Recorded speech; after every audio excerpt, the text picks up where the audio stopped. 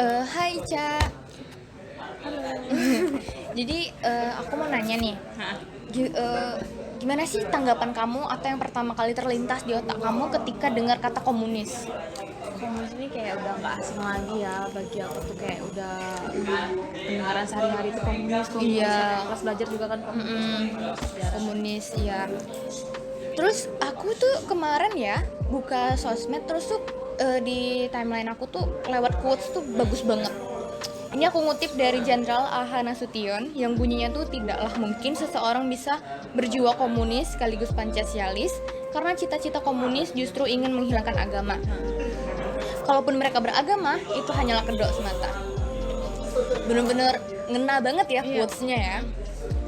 Jadi PKI. Kalau dengar komunis sih, kalau aku pribadi tuh langsung kedenger PKI gitu loh. Iya Di sih. otak aku tuh PKI. PKI itu kayak udah yang paling ngeri gitu lah bagi Iya, aku, dan udah serem gitu kan perjuangan, dalam perbuatan. catatan sejarah juga. Nah, tapi PKI kan banyak. Aku di sini mau ngasih tahu kamu tentang PKI yang ada di Madiun. Iya. Kamu tahu nggak tanggal berapa? Tanggalnya nggak tahu sih, tapi kalau tahunnya kayaknya sekitar tahun 1948 ya. Ah iya, 1948.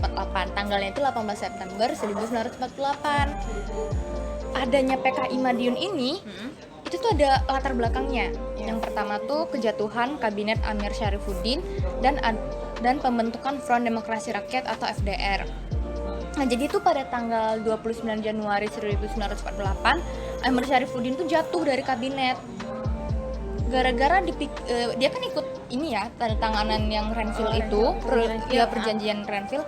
Terus orang-orang di parlemen tuh mikirnya, ini kayaknya nggak menguntungkan Indonesia, jadi dia langsung dijatuhin gitu kan. Merugikan dan kayaknya lebih berpihak ke Belanda gitu kan. Terus pas tanggal 28 Juni 1948, nah kemudian tuh Amir Syarifuddin resmi jadi oposan. Jadi dia tuh udah nggak mau ngikutin alur ini pemerintahan lagi, dia mau yang kontra lah sama pemerintahan gitu, dan dia udah membentuk FDR atau Front Demokrasi Rakyat. Nah, Front Demokrasi Rakyat ini didukung pula sama organisasi komunis yang gede-gede gitu kan. Ya, Partai Sosialis, Pemuda Sosialis Indonesia, PKI juga pastinya. Terus juga ada namanya yang Sentral Organisasi Buruh Seluruh Indonesia. Terus juga sebenarnya tujuan FDR tuh ada dua sih.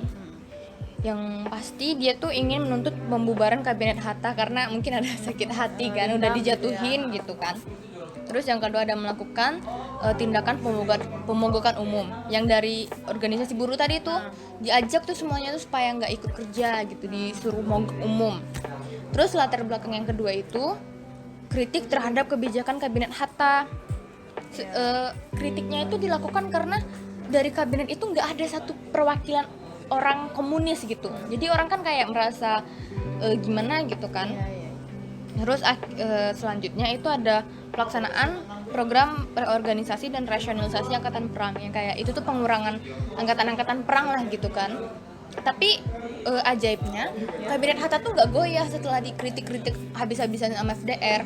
karena dia didukung beberapa organisasi juga. Iya benar, backingannya gede gitu kan, backingannya kuat, kayak Partai Nasionalis Indonesia, Masyumi, sama organisasi pemuda pimpinan Latu Harhari. Terus latar belakang yang terakhir yang ketiga itu kedatangan musuh dari Uni Soviet. Kedatangannya ini 11 Agustus 1948. Jadi dia musuh datang lah kan dari Uni Soviet setelah sekian lama gitu kan. Dan ini membawa jalan baru gitu loh bagi teman-temannya. Pemikiran baru juga pasti. Iya, pemikiran baru dan kayak dorongan kerjasama gitu loh orang-orang komunis supaya menentang pemerintahan gitu kan. Terus setelah mereka ketemu kerjasama, adalah tuh aksi-aksinya. Aksi-aksinya tuh melancarkan propaganda anti pemerintahan. Terus habis itu kayak mengadakan pemogokan kerja di berbagai buruh. Terus juga ada pembunuhan kayak pembunuhan Dr. Muwardi, terus Gubernur Jawa Timur atau Suryo juga ikut terbunuh dalam peristiwa tersebut. Kenapa ya harus dibunuh gitu? Mungkin supaya ini loh, bentuk apa namanya ya, bentuk ini loh, bentuk mereka tuh Balasan dendam ya gitu. balas dendam juga mungkin, atau bentuk pemberontakan mereka gitu. Terus pas akhir PKI-nya yang pasti Musso tertembak di Ponorogo dan Amir Syarifuddinnya tertangkap di Purwodadi. Dan akhirnya juga daerah Madiun yang mereka invasi awalnya itu yang mereka sekap kepung bisa diambil kembali oleh TNI gitu. Direbut kembali ya, karena mereka mungkin melakukan pemberontakan seperti tadi itu, pembunuhan dan propaganda lainnya.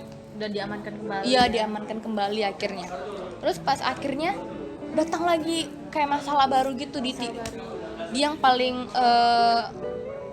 yang paling membekas di kita tuh G30 SPKI. Sampai sekarang ya. Kemarin kan 30 September Iya. juga kan. Terus muncullah cerita-ceritanya, jadi kita ikut belajar juga ya waktu Iya. itu ya. Dan ini tuh memakan banyak korban, 6 jenderal dan 1 panglima yang jadi korbannya. Terus korban-korbannya itu dimasukin ke dalam lubang buaya waktu itu. Dan itu tidak berperi kemanusiaan sekali ya. Terus habis itu faktor terjadinya kenapa sih mereka itu ngelakuin hal tersebut? Karena waktu itu ada krisis ekonomi gitu loh. Oh, jadi ekonomi lagi terpuruk ya pada Iya, pada terpuruk, dan jadinya mungkin diambillah kesempatan itu sama PKI kan. Terus akhirnya ada usulan angkatan kelima oleh PKI gitu. Sebenarnya sih tujuannya ya nggak lain nggak bukan tuh mereka ingin mendirikan negara komunis yang anti Pancasialis gitu loh. Karena kan mungkin bagi mereka Pancasila tuh nggak sesuai lah gitu kan sama pandangan mereka. Terus dampaknya tuh ada banyak banget dampak-dampaknya yang mengerikan, kayak Dan Aidik ditembak di Boyolali, terus Kolonel Untung berhasil ditangkap di Tegal. Terus juga ada operasi-operasi kayak operasi besar-besaran kayak Merapi sama operasi Trisula gitu. yang di Blitar itu kan. Ya, yang Trisula yang di Blitar. Terus akhirnya tuh ada dampak terjadinya tuh, dampak dari akibat tersebut ya. Itu ada lahirnya kekuatan politik baru, yaitu militer angkatan darat.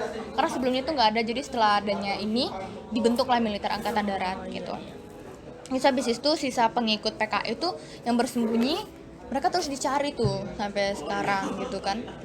Kenapa ya harus dicari terus, kan harusnya kan udah selesai di situ ya udah gitu nggak sih? Mungkin gini loh, kalau misalkan mereka nggak dicari, nanti pengikut-pengikutnya tuh di masa yang akan datang takutnya tuh membuat berontak lagi gitu.